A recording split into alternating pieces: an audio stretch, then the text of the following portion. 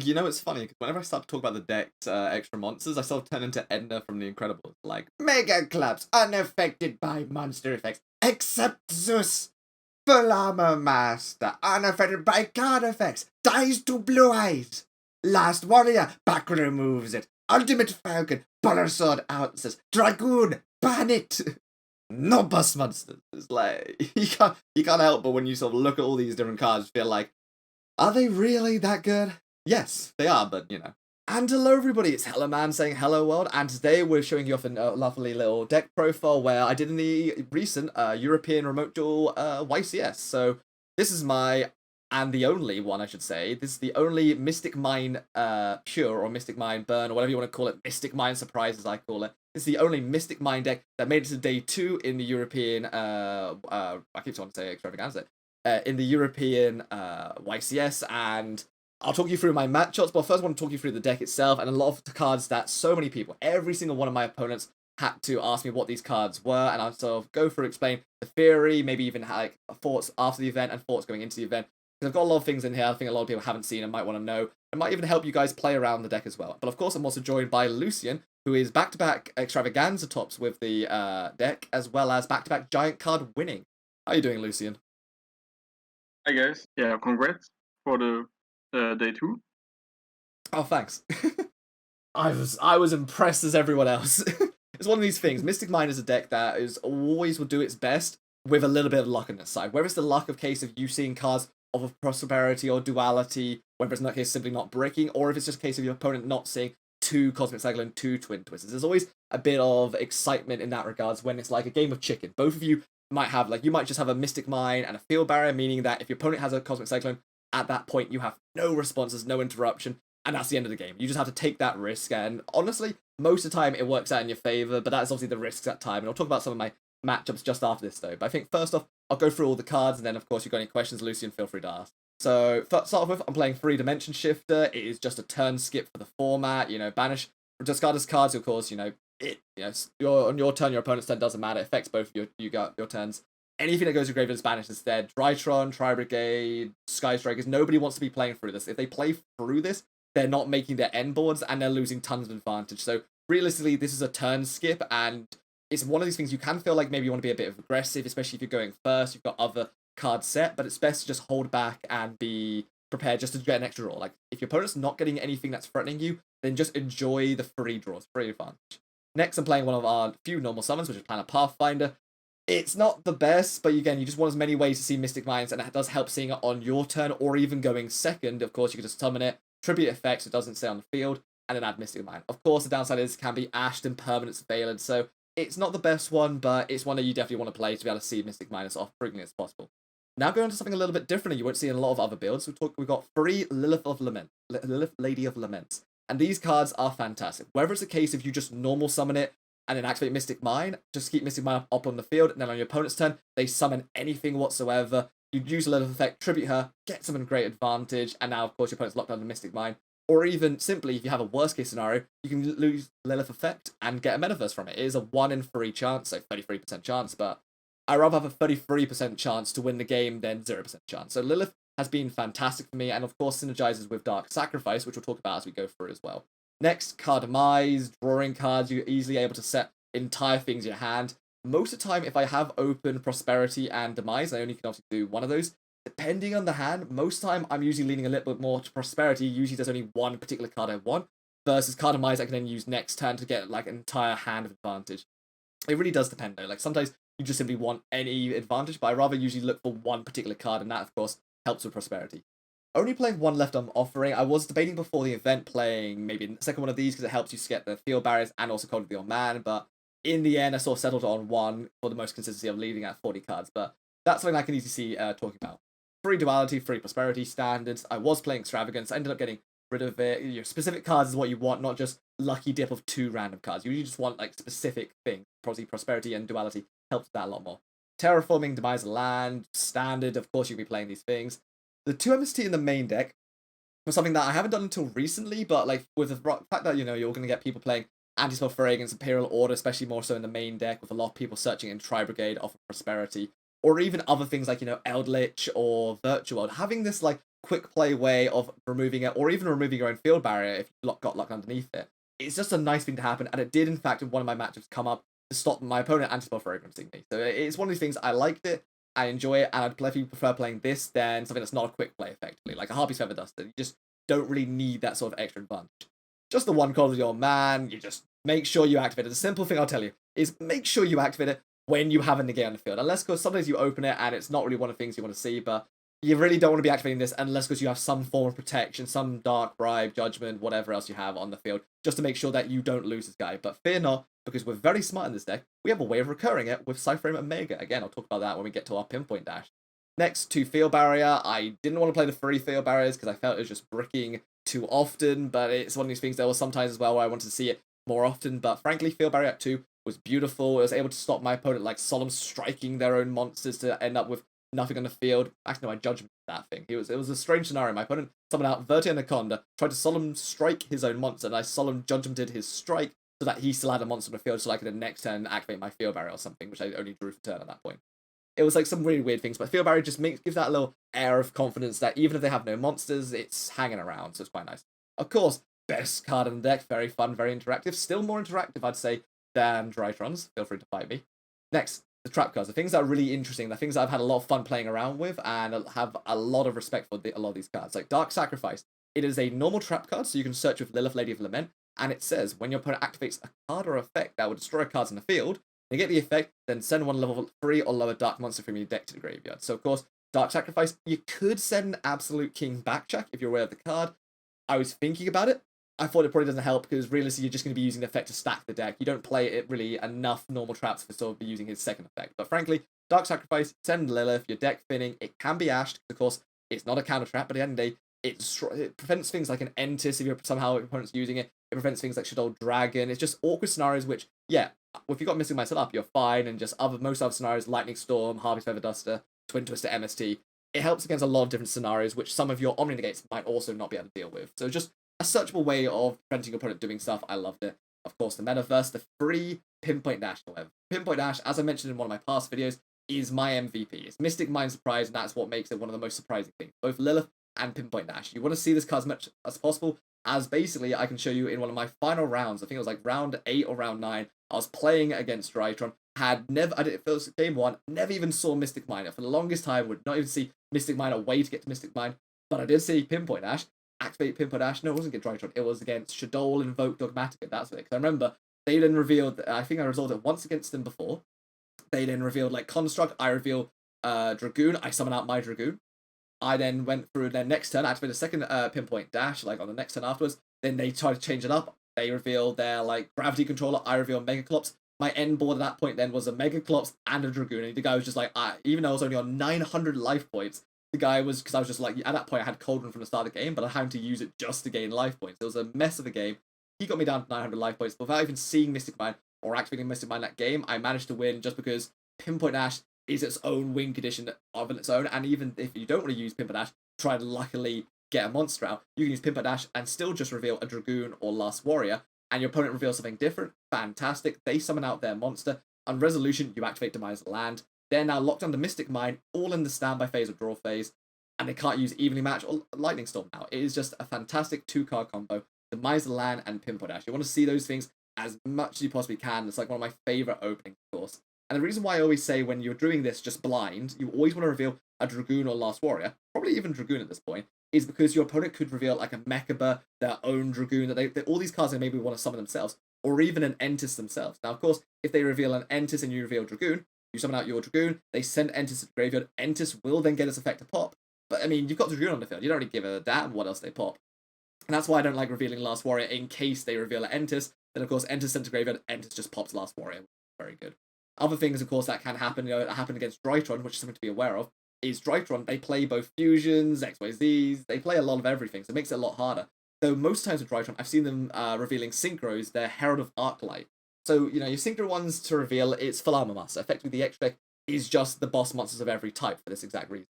So again, Full Armor Master, unaffected by card effects. Only slight downside is, it doesn't really have it has an effect that you could theoretically use on your end phase to to take control of things and negate things or whatever. But it's 3k, it can be destroyed by battle, a lot of things can get over this guy, so You don't necessarily want to be trying to summon them out though, but frankly, most of the time you just want to force your opponent to summon something that isn't a negate, so that way you can then demise the land of resolution. Bearing in mind, demise the land is a when effect. If you want to make sure this resolves, I've had some people tell me, oh, my effect's not resolving. It's probably because you activated Pinpoint Dash as Chain Link 2 or higher. So that's why if you got Pinpoint Dash demise the land, make sure Pinpoint Dash is Chain Link 1. On resolution, doesn't matter what else is happening, enters effect, you can still then activate on resolution, demise the land, if your opponent then summon a monster. Of course, if they reveal Entis and you have revealed something else that's not a fusion, Entis must be summoned by its own effect, so Entis will then just stay in the extra deck, and whatever you revealed will then be sent to the graveyard effectively. So you don't want that situation to happen. So Entis is one of basically the problematic cards you don't want people to be revealing against Pinpoint Dash. Of course, it's good to be aware of. If you're aware of it, you can counter it and deal with it and get your own Dragoon for free. Next, of course, was Macrocosmos. Was a strange choice, kind of last minute, but I really loved it. You know, it's one of these things. My logic was that if I don't see any way to get me to Mystic Mine, Demise Land, Lilith, Pinpoint Dash, any of these sort of cards, then by that logic, the only thing left it would be a Macrocosmos, which no deck this format can play for a Macrocosmos. No deck can play for a Macrocosmos and get a board that I care about effectively. Most people will just try and focus on getting rid of the Macrocosmos, which then draws their negates, draws their backer removal away from Mystic Mine if you have Mystic Mine, and it just gives them more problematic stuff. I saw it against an Eldritch player, and again, it was just fantastic. It hurts them, it stops their grind, it means you're going to sit back and relax a lot more.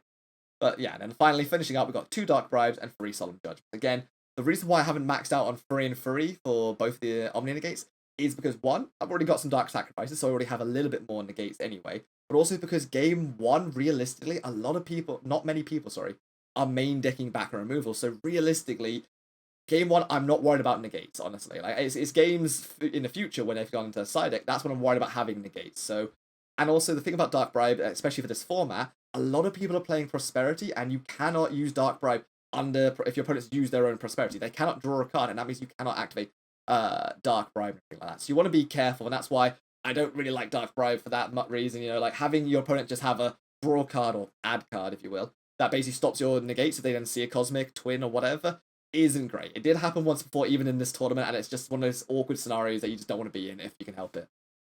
Then, you know, I've talked about the extra deck, but the main thing in the extra deck, aside from just all the boss monsters, we've got 1 Link Spider, which is there for if any deck, you know, gives you a token. It could be Orcust, Mech Knight, that sort of Gearsu Boy who gives you a token. Could, of course, be Dinosaurs. You want to get rid of that token, crash the Link Spider or something, and just sort of move on with no monster on the field. Same sort of thing for Nightmare Phoenix. Getting rid of things like Lost World. It doesn't really come up very often, but you just want to have the option there just to sort of sometimes does come up, and you rather have that as a choice. The other thing I'd say, of course, Adagnister against like Dogmatica, you can then send something from your extra deck if it comes up. But the real MVP, I'll tell you right now, is Omega. Omega, if you're going to be sending it with Pinpoint Dash, you reveal Omega, your opponent's revealed something that's not a synchro, you send Omega to the graveyard, you can use Omega's effect in graveyard to recycle back your Cauldron of the Old Man, a Mystic Mine, anything else you want. And of course, you then got 3 Pinpoint Dashes, so you effectively can search it out, do it again, and just sort of begin to recycle stuff. So I was always had that concern of only playing 1 Cauldron.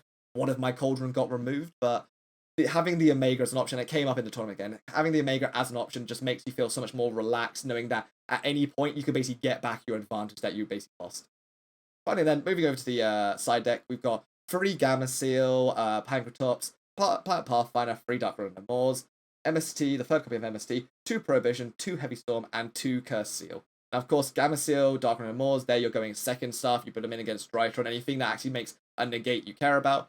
With the Gamma Seal being the worst one, of course, like it doesn't work well with Duality. That's why I'm also not playing Silent Wobby, because I don't want to be seeing these awkward scenarios of having a card that I can use, but revealed off of Duality, I now can't use it. But going second, you just want to make sure you stop the Drytron, you stop any form of Omni Negate as fast as possible. Now, usually when I go second, I also swap out 1 Lilith always for then the third planet Pathfinder, meaning that, because I'd rather see a planet Pathfinder that gets me Mystic Mine, followed by, like, you know, with a Dark Rune and more, of course, is fantastic. Then a Lilith at that point doesn't help me much. Things like, I might actually usually still keep in a couple Pinpoint Dashes. I might set out 1 or 2, but I always keep in Demise Land, because even if you manage to negate your opponent's board, or a lot of boards in this format, if they don't create like an Omni Negate, they're probably going to be something else. So I always just want to have that as many ways as possible to try and get me into Mystic Mine. Whilst Demise Land isn't the best going second, it does sometimes come up, and for those chances that it comes up, I'd rather just have another way into Mystic Mine going second. Because going second is not where you want to be with this deck. It can still be a very awkward matchup. Third MST is just 1 more quick plays. You could play Twin. This card sometimes can be a bit awkward, but Yeah, you could play it, but realistically, there's only usually one card we want to remove anyway. Prohibition, of course, we just want to be able to call our Cosmic Cyclones, call Golden Eldritch the Golden Lord so they can't do anything whatsoever. Simple as. Same as sort of thing of Heavy Storm Dusters. There are more ways of getting rid of Imperial Orders, Anti-Spell Fragrances, getting rid of, Magical Meltdowns if you're going first and you haven't seen it. Of course, searchable with Lilith, Lady of Lament, which is fantastic, but also a problem card for Eldritch to deal with, or even Virtual World, which are other really bad matchups. Even Sky Strikers, of course, it works with. And finally, another form of going first card, Curse Seal. It feels great when you resolve it against Cosmic Cyclone. It is just a good feeling at that point. But no, that is the deck list there. And then, Lucian, I'll pass over to you for any sort of other deep dive questions you got in mind. Yeah, I like your list definitely a lot. There are many ideas which I want to play in my next tournaments, 100%. But I have one big problem when I see this. The point of Mystic Mind Burn, why this deck is that successful in some tournaments, is that the players don't have out in game one. So most of times you win game one.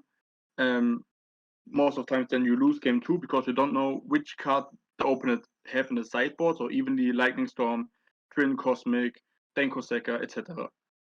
So then you win game three because you know what they have in the side deck. Yeah, but it your loosely deck is the case. The biggest problem of your deck is going second versus Ritual World, Dinosaur, the Sky Striker, and you play only 2 Mystical Space Typhoon in the main deck. So what was your intention to doing this? Because I play 2 to 3 Mystical Space Typhoon and Twin Twisters, and more of these stuff in the main deck. So why you play only 2 Mystical Space Typhoon?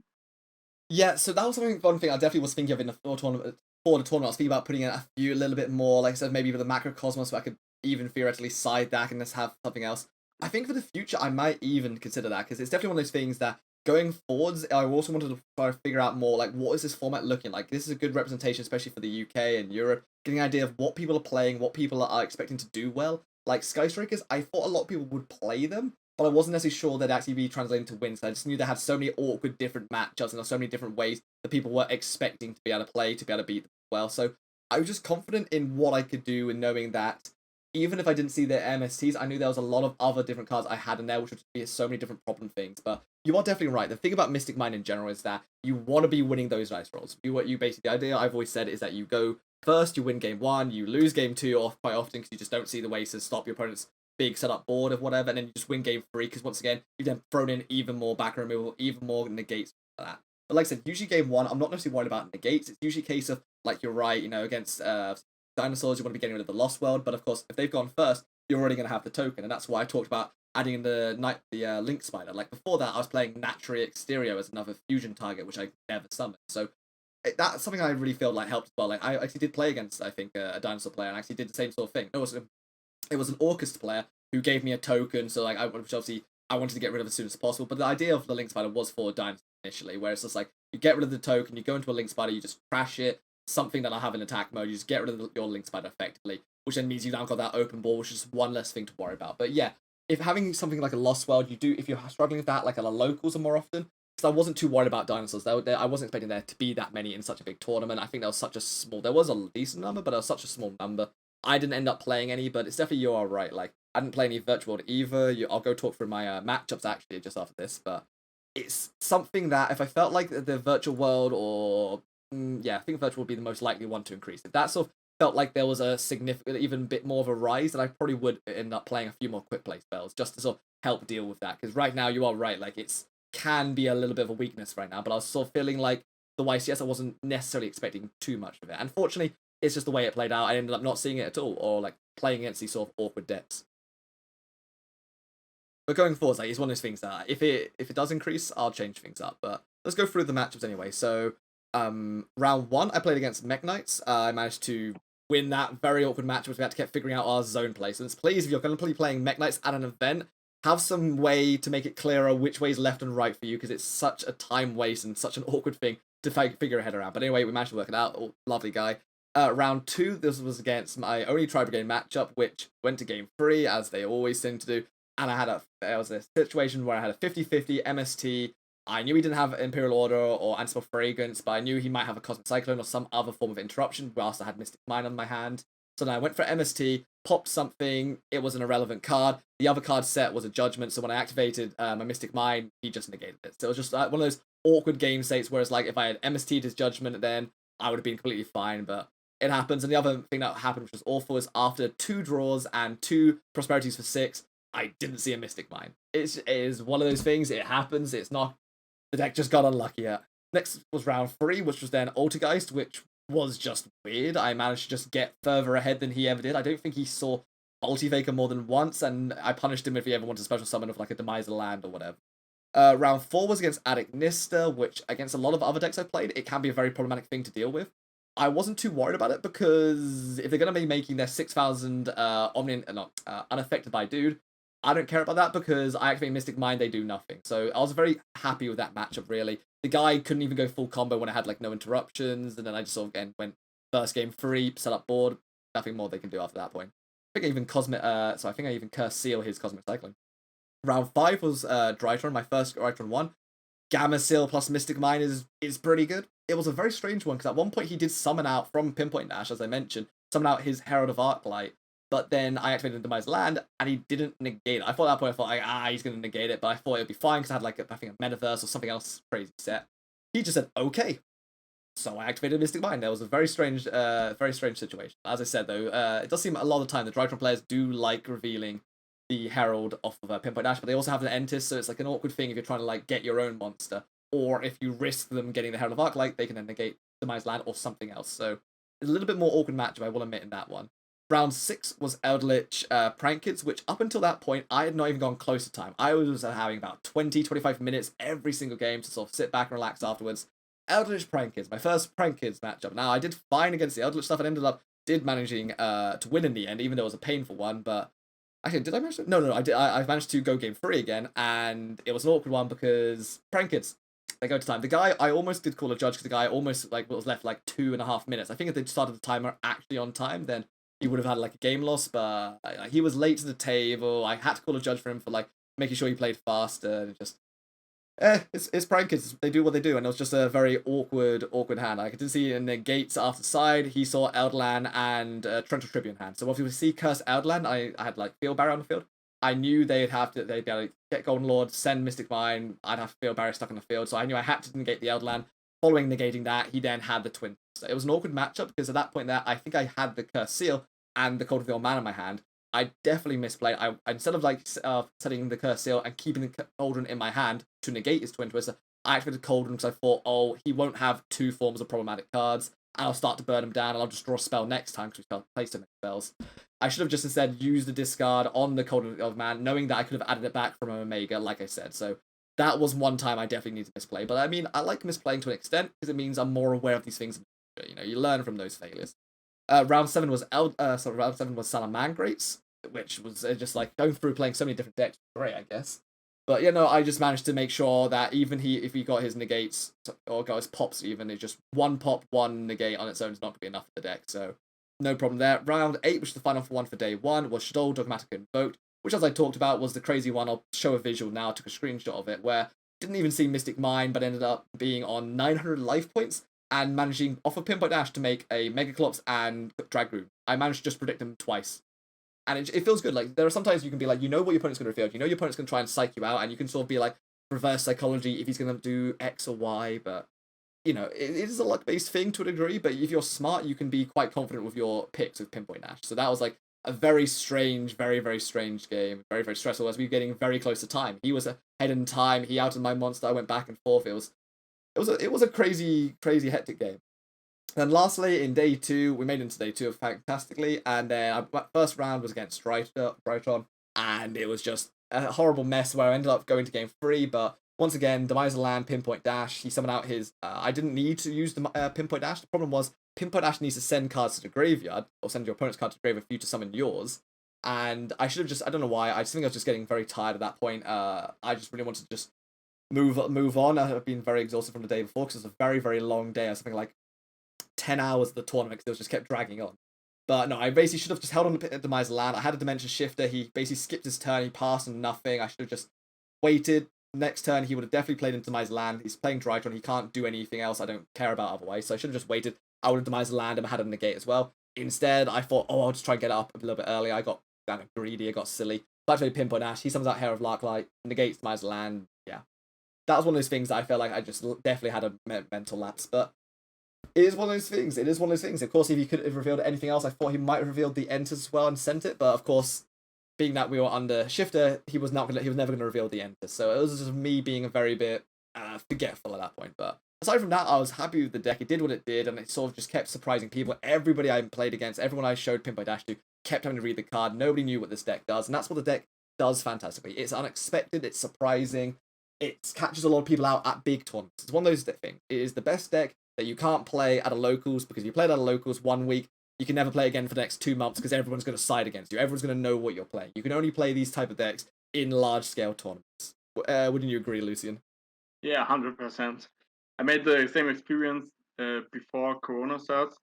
I played this deck like 1 or 2 weeks at locals, and the week after that, everyone in the locals play Unlink Nightmare in the side deck and have main deck full of spell trap removals like Paleozoic, Dinomishos, Twin Twister. Dude, I was 0-3 on drop. You can't really play this deck alone. So if you're gonna try locals, you try it once, and if you're smart, you do it once. Your opponents then make it look like you're gonna use the same deck again. Your opponents will then put in a ton of backrow hate, and you play a completely different deck. I've done that before, and it'll annoy people more than just playing the deck itself. But if you guys are looking for a deck which doesn't require you having to get stressed over combos and worry about things, it's a bit more of like you just let RNG, you let Jesus decide a bit more, take the wheel as they say. Mystic Mind can be a good deck for that. Of course, everyone always wants to rag on how the deck's so unfun. Well, so is Drytron. Getting 7 negates for every single thing. You can't ever play through it unless, of course, you see Dark Ruler or Kaijus or Droplets effectively. Mystic Mind, I can name about 10 different ways of removal in just like 5 seconds. And there's even better ones which this deck have no response against, which I won't reveal because I want you guys to go off and look at, see if you can find the cards. Because there are some fantastic cards out there that nobody's aware of, that outs Mystic Mind, that does the best thing you can do. But that's something for you guys to do, because of course, at the end of the day, whether you guys want to play this deck, whether you guys just want to never see this deck again because it gets banned, I hopefully giving you some ideas for the deck and what it looks like, or even cards to use in other decks like Pinpoint Dash and other combos and other ideas, and give you ideas of going forward playing rogue decks or things. Because at the end of the day, there was only 35 rogue decks actually made it into day 2, so decks that only had like 1 or 2 people playing it, and of that, I was only one playing Mystic Mind. So it's like clearly this deck's got some validity, and just be aware, though, that don't expect to go into an event and win all the time. At the end of the day, there is a degree of luck. Whether it's your opponent getting lucky, you getting lucky, or just one of you getting unlucky, you're going to take the highs and the lows. And that's why it hurts, but it's more relaxing. And frankly, it is also a cheaper deck than having to necessarily pay to win. And that's something I always want to try and disprove. I want to try and break the chain between pay to win and winning. Unfortunately, it will always exist, though, but decks like this help break it down just a little bit more. Any last thoughts or any last questions, Lucian? No questions. I just hope that you play it at the next YCS. Yeah, I think I've definitely got a plan. I really like the mirror match here with your build. Oh god, I wish that on no one. I wish a mirror match of Mystic Mine on no one. Other than that, of course, let me know in the comments down below if you have any other questions. I'm on obviously Facebook, Twitch, all those sort of things. So if you ever want to see me there or ask any questions to anyone else who would like the Mystic Mine Duelist page, feel free to. Till next time, guys, I've been Helloman. Say goodbye, world. Bye, guys.